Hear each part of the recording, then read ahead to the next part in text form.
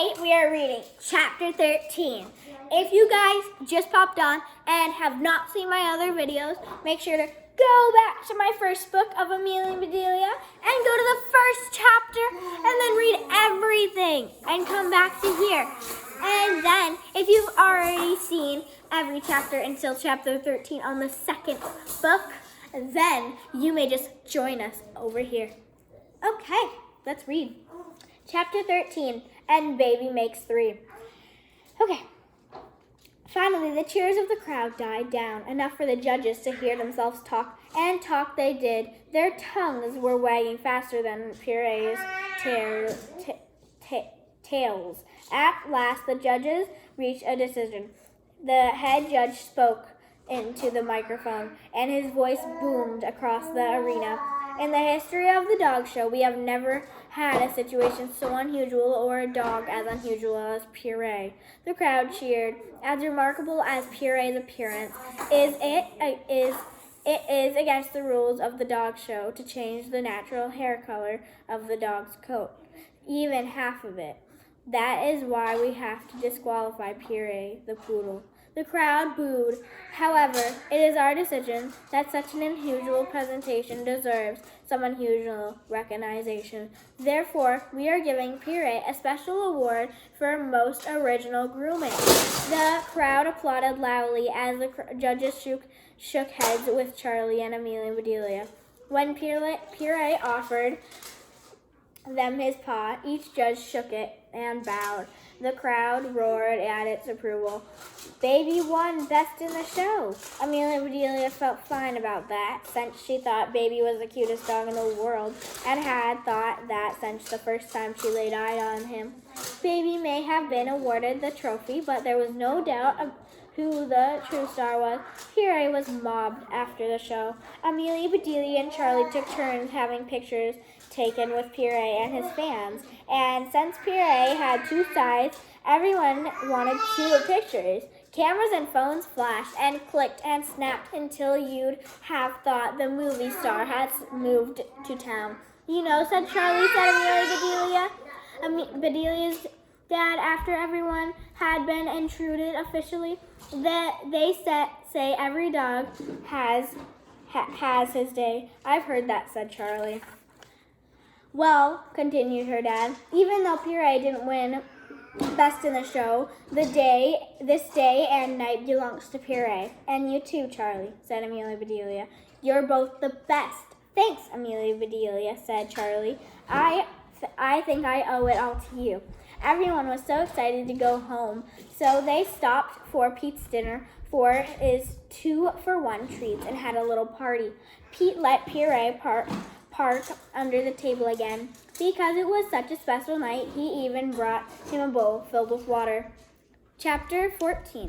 Finally. ... The answer. I'm going to show you the pages, and then we're going to move on, because that was a very short chapter that took us 3 minutes and 30 seconds. Okay, we're going to go back all the way to chapter 13. Okay, here you go. Don't get the picture with my face. Or you can just pause the video, by the way, you guys. I'm going to show you both. Please do not pause the video and read this page also. Okay, finally, ... The answer. Welcome back. We are going to read it now. Amelia Bedelia's parents were true to their word. On Sunday afternoon, they all got in the car to go get a dog. Are we going to the pet store by the mall? Asked Amelia Bedelia. No, said her dad. I thought we'd stop by the animal shelter for a dog.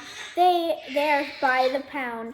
By the pound, said Amelia Bedelia. Is that how you buy a dog, like potatoes or butter or something? Of course not, said her mother. The town's pound is where they keep lost or abandoned animals. The adopted pet shelter tries to find them homes. That makes more sense, said Amelia Bedelia. If you bought a Great Dane by the pound, you'd have to be a millionaire. They don't sell dogs at all, said her father. They give them away. For free, said Amelia Bedelia. That's a better deal for 2-for-1. ice cream specials at Pete's Diner. Actually, said her dad, they're not quite free. You have to pay for their shots and a dog's license. Daddy, you are just always teasing me, said Amelia Bedelia. Dogs don't need license plate. No dog can run fast enough to get a speeding ticket. As they pulled up to the shelter, Amelia Bedelia realized something. After all the kinds of dogs she had seen and walked and cared for, she still had not decided what kind of dog would. She still had not decided what dog would be best for her. She could hear the dogs barking inside the shelter. She wondered if one was calling for her. Amelia Bedelia and her parents met the director of the shelter, a lady named Wiggins. She was not only too happy to help them. I'm retired now, she said, but I was a vet. Were you in the Army or Navy or Air Force? Asked Amelia Bedelia. Dr. Wiggins laughed. None of the above. I was a veterinarian for 30 years, sweetie, said Amelia Bedelia's mom. Sweetie, said Amelia Bedelia's mom, we're going to have to wait here while you choose. This is your dog. You ought to decide for yourself which is the right one for you. How will I know, said Amelia Bedelia, as tears began to well up in her eyes. Molly, be quiet. Amelia Bedelia, as tears began to well up in her eyes. What if I make the wrong choice? Don't worry, honey, said Dr. Wiggins. You can trust yourself. You'll feel which one is right for you. I'll help. Now let's go meet some of the dogs. As soon as they entered the kennel, the noise became deafening.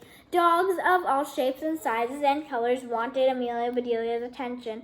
Dogs and barking and yipping and yapping. They were turning around and around to show themselves off. They were wagging their tails so eagerly Amelia Bedelia thought their tails might fly off their rear ends all at once. As she walked down the long row of cages, Amelia Bedelia stopped to meet every single dog. All of the dogs acted like they would love to go home with Amelia Bedelia, all except one. This dog was just sitting there, alert but not bouncy, interested but not excited. It was adorable. It tilted its head to one side and looked at Amelia Bedelia. Amelia Bedelia tilted her head and looked back at it. I've seen a lot of dogs lately, but I have never seen one like that, said Amelia Bedelia, pointing at the dog. What kind is it? That's a mixture, said Dr. Wiggins. A mixture of what? Said Amelia Bedelia. She's a mixture of her mother and father, said Mr. Wiggins. Gosh, said Amelia Bedelia, that sounds like me. You and everyone else in the world. And said Dr. Wiggins, we are all mutts when you come right down to it. She's just a mutt, said Amelia Bedelia. Just a mutt, said Amelia. Dr. Wiggins. But why a mutt can be the most wonderful dog in the world. With a mutt like this, one chances are you'll get the best of everything. The courage of a terrier, a friendliness of a spaniel, and brains of a poodle. The affection of a retriever, the loyalty of a hound, all rolled into one. Wow, said Amelia Bedelia. I never thought of it like that. Dr. Wiggins opened the cage and the door. Amelia Bedelia knelt down to get a closer look, and the first thing that dog did was lick her cheek. Just once, Amelia Bedelia sat back and blinked her eyes, like Sleeping Beauty being awakened by a kiss. This is the one, said Amelia Bedelia. This is the dog for me. Good choice, said Dr. Wiggins. She's a sweetheart.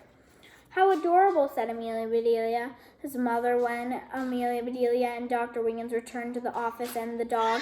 You two look like you were made for each other. What's her name? Asked Amelia Bedelia's father. Finally, said Amelia Bedelia. It did take a while, said her mom, and it's been quite a saga, said her dad. But you got a dog at last. What are you going to call her? Finally, said Amelia Bedelia. I am going to call her Finally Bedelia, because I finally got what I wanted, a dog. After they had officially adopted Finally, everyone headed back to the car. Amelia Bedelia's father opened the back door, Finally jumped into the back seat like she had done it a million times before. and they headed for home. Just as you know, said her dad. We're glancing in the rearview mirror. We're still working on that baby brother for you. Oh, our baby sister, said her mother. Take your time, said Amelia Bedelia. I've got my own baby now. Amelia Bedelia rolled her window down, finally came over to sit on Amelia Bedelia's lap. She poked her head out of the window. Amelia Bedelia couldn't wait to introduce her to Charlie, Deanna, and Eric. She was sure finally would be Pierre's best friend. Amelia Bedelia stuck her head out the window. The breeze blew Finally's ears back, tickling Amelia Bedelia's face.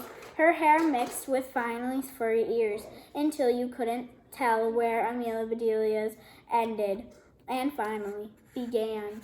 I'm going to be showing you all the pages, and we are done with the second book.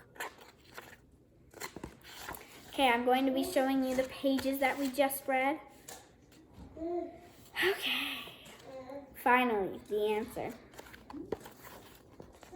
Here is a page. Oh wait, we did this one too.